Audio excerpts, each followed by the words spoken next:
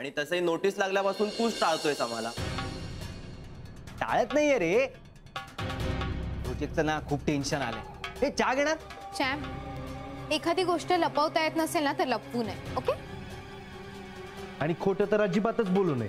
आणि आजीसारख्या देव माणसाशी तर मुळीच नाही. अरे बाबा, खोटं नाही बोलत आहे मी, मला काहीच झालेलं नाहीये.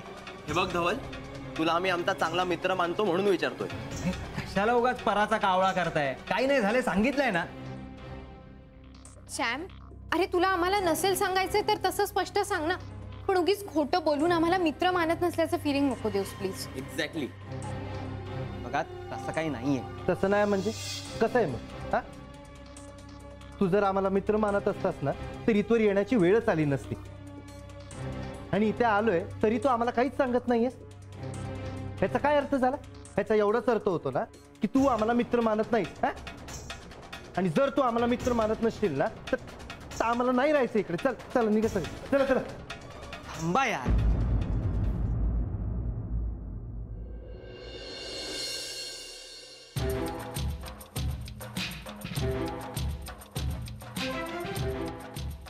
भला मोठा झोल झाला यार.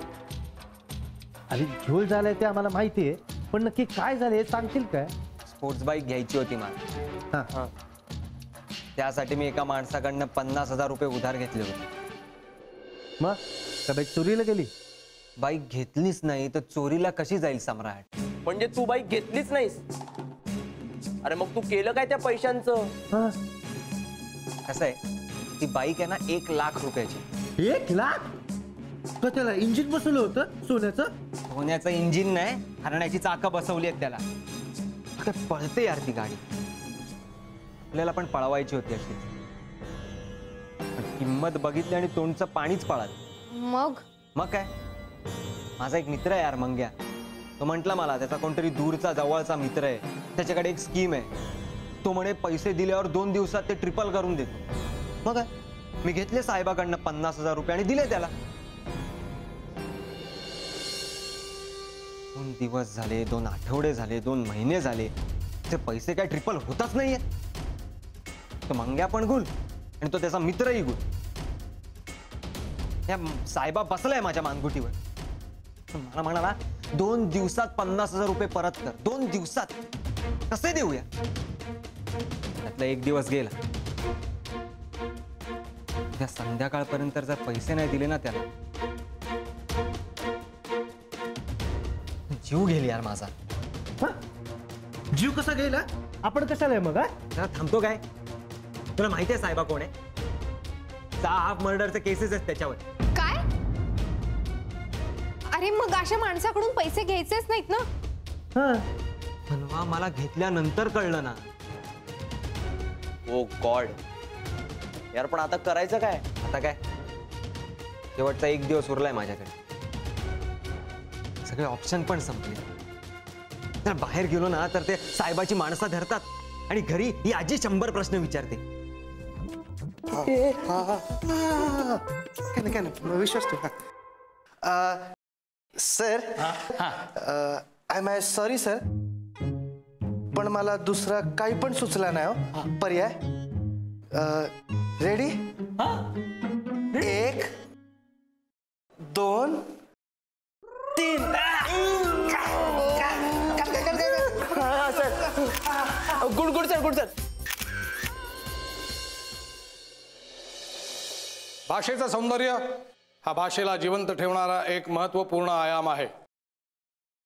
त्यामुळे तो टिकवता आला पाहिजे. त्यासाठी कुठल्याही प्रकारच्या भाषिक रचनेत त्याचा विचार झाला पाहिजे. मग ती गद्य रचना वा पद्य रचना. तुमच्यापैकी कोणी कविता करत असेल तर त्याला कळेल मी काय म्हणतोय. तुमच्यापैकी कोणी कविता करतं?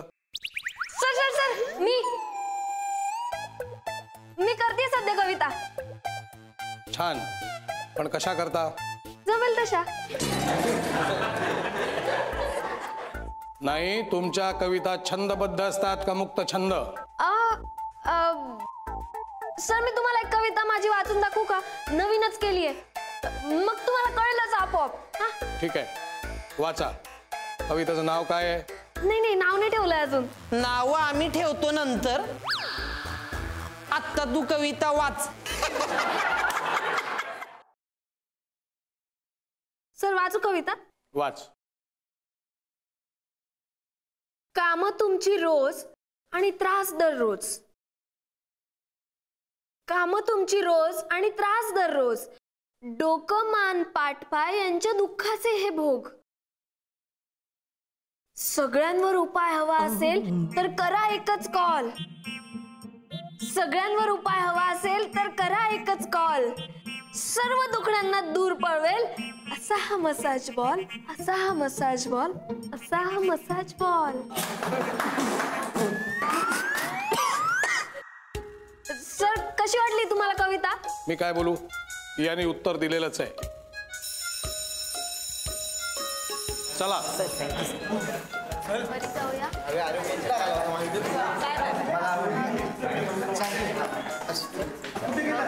त्याला पण आवडलं.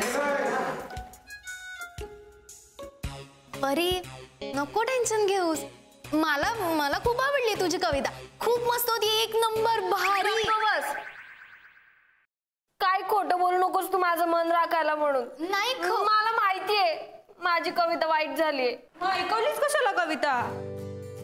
आम्हाला हसवायला. तुला तर निमित्तच हवं असतं माझ्यावर हसायला. ए अगं परी चिडू नको ना अशी. नाही तर परत ट्रक यायचा आणि या वेळेला ना पॅम्पलेट्स ऐवजी कवितेची पुस्तकं वाटली जायची. तू ना तेवढंच घेऊन बस फक्त. इथे माझ्या आयुष्यात एवढं टेन्शन आहे त्याचं कुणाला काहीच नाहीये. परी एवढं काही झालेलं नाहीये. तुला जमेल छान कविता. हो जमेल. पण कधी? मला ना खूप टेन्शन आलंय या प्रोजेक्टचं. मी काय करू? मॉडेलिंग कर. काय? माझ्या टीव्हीसी मध्ये मॉडेलिंग कर ना तू. आणि तसंही ना मला खरंच तुझ्यात तो मॉडेलिंगचा स्पार्क दिसतोय. मी नाही काम करणार त्या सटवी सोबत. सटवी? अगं ती जुही. जुही तिचं सोड ग. ती नाहीतरी माझ्या फिल्म मध्ये काम नाही करते आता. शी डिश्ड यू. हा बरोबर आहे. विनीत सोबत आहे ना ती आता. ढवळ्या शेजारी पवळ्या बांधला वाण नाही पण गुण आला. तसंच झालं ते. तिचं काय झालं असेल ते झालं असेल. तू तुझं सांग. करशील ना माझ्या टीव्हीसी मध्ये मॉडेलिंग? परी हो म्हण. तुला खरंच मॉडेलिंग जमेल. ए हो परी. आणि तुझ्याकडे भारतले कपडे पण आहेत. मग आणि लॅपटॉप पण आहे. जुही लॅपटॉप पण घेऊन गेली. अच्छा म्हणजे म्हणून तुला हवंय का मी मॉडेलिंग करायला तुझ्या प्रोजेक्ट मध्ये? ए लातूर असं काही नाही. मी खूप जेन्युइनली सांगतेय. मला खरंच तो मॉडेलिंगचा स्पार्क दिसतोय ग तुझ्यात. आणि लॅपटॉपचं काय? लॅपटॉप बनवा पण देईल मला. हो ना? हा हिने नाही दिला तर मी देईन हा लॅपटॉप. हो ग्रेट ग्रेट. आणि बनवा मॉडेलिंगचं पण जरा. तू तिला का विचारतेस? आणि तू तरी का हो म्हणतेस? मी ऑलरेडी हो म्हणाले ना. हो कधी कधी कधी? आताच थोड्या वेळापूर्वी मनात. तू पण ना. ओके मग डन. मग आता आपण दोघी मिळून हा एक प्रोजेक्ट करतोय. चालेल?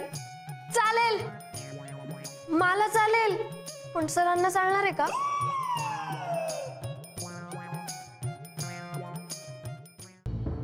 आजी अगं मी एवढा मोठा झोल केला तरी तू चिडली नाही माझ्यावर.